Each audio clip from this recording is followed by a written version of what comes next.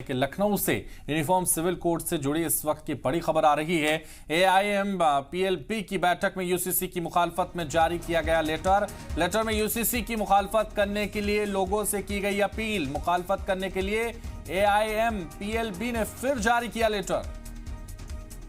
तो मुस्लिम personal law board ने एक बार फिर से लेटर जारी किया इसकी मुखालफत के लिए, और इस मुखालफत के लिए लेटर जारी किया गया है। AIMPLB बैठक में यूसीसी की मुखालफत को लेकर एक और लेटर जारी किया गया है। यूनिफॉर्म सिविल कोड से जुड़ी है इस वक्त की बड़ी खबर। लखनऊ से इस वक्त आपकी टीवी स्क्रीन पर यूसीसी पर इस मीटिंग को लेकर एक लेटर इस मीटिंग में जारी किया गया, और सैयद मुबशिर लगातार इस खबर पर बने हुए हैं हमारे साथ। सैयद मुबशिर, मुस्लिम पर्सनल लॉ बोर्ड ने एक और बैठक करने के बाद इस बैठक में एक और लेटर जारी कर दिया है और इसकी मुखालफत करने की लोगों से अपील भी की गई है।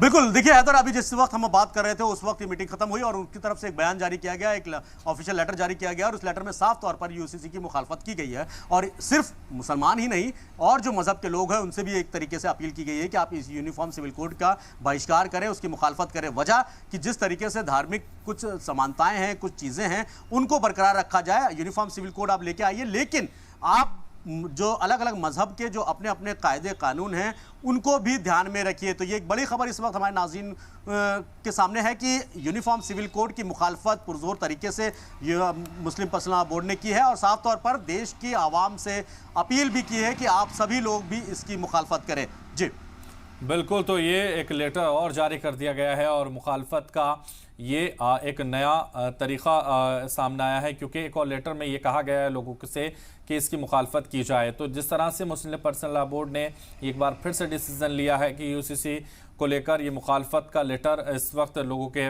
पास सोशल मीडिया पर ज़ाहिर है पहुँच चुका होगा, और जिस तरह से लगातार हम इस टीवी स्क्रीन पर इस लेटर को दिखा रहे हैं, इसमें एक बार कोड भी नज़र आ रहा है सैयद मुबशिर।